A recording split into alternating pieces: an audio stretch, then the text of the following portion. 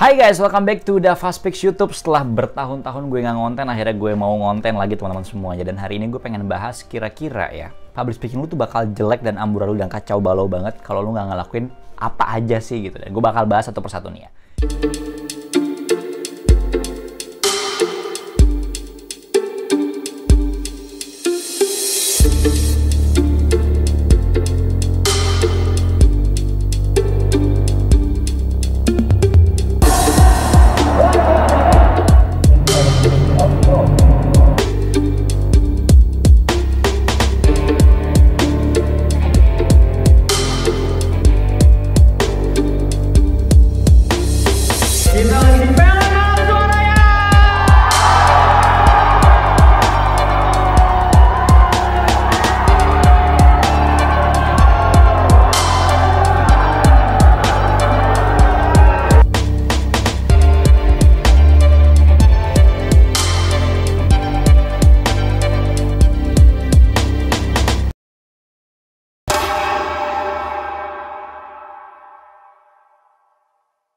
Yang pertama banget ya teman-teman semuanya, tanpa berbasa-basi, lu nggak ngajak audiens lu untuk berpartisipasi.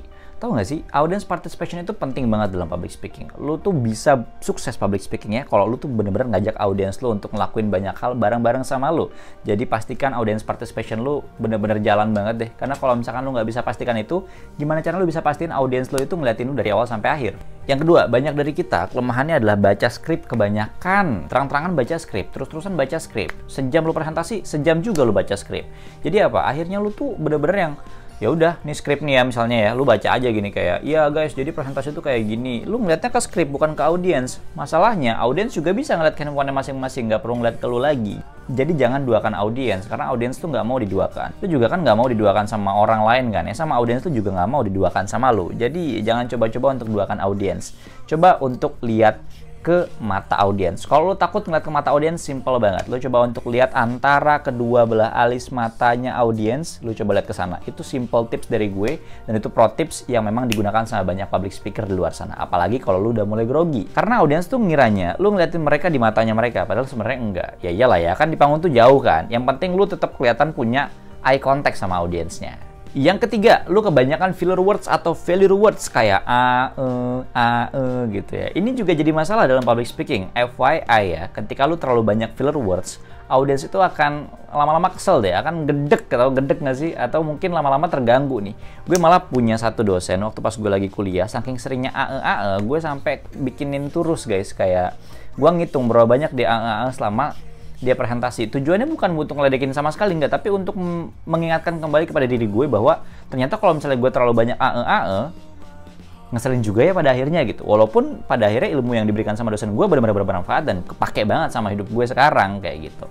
Yang keempat, suara lu kekecilan. Kalau suara lu kecil banget kayak gini, gimana caranya audiens bisa dengerin lu?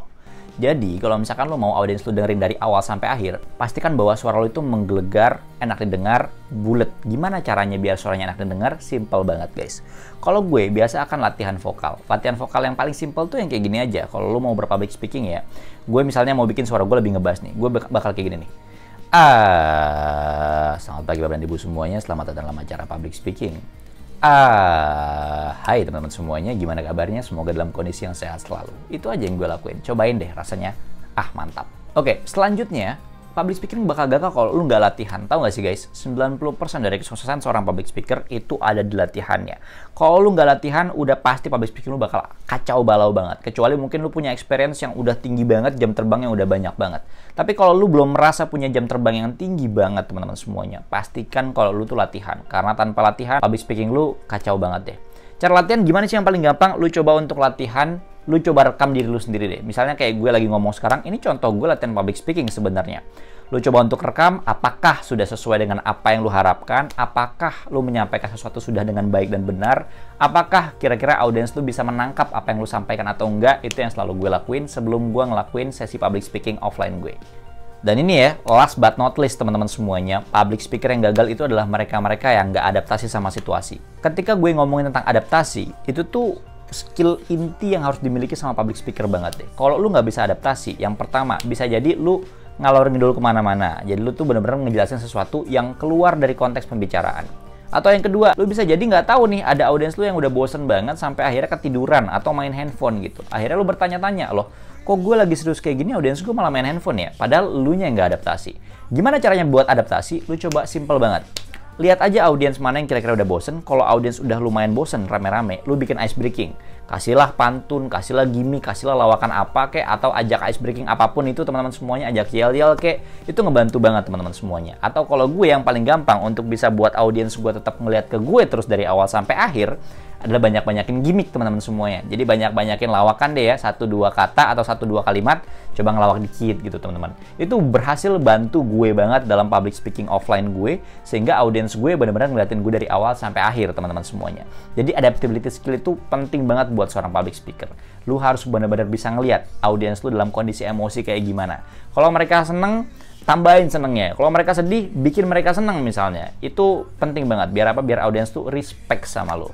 Karena ternyata menurut gue pribadi, ketika audiens itu tersenyum atau tertawa gara-gara lu, maka respect dia juga nambah. Let's say misalkan sekali tertawa, mereka nambah respectnya 10%. Makanya kita nggak pernah lihat ada stand up comedian yang lagi public speaking atau lagi stand up comedy, terus audiensnya ngobrol sendiri. Nggak ada kan teman-teman? Kenapa? Karena audiens itu memang butuh hiburan. Jadi banyak-banyaklah hibur audiens kamu.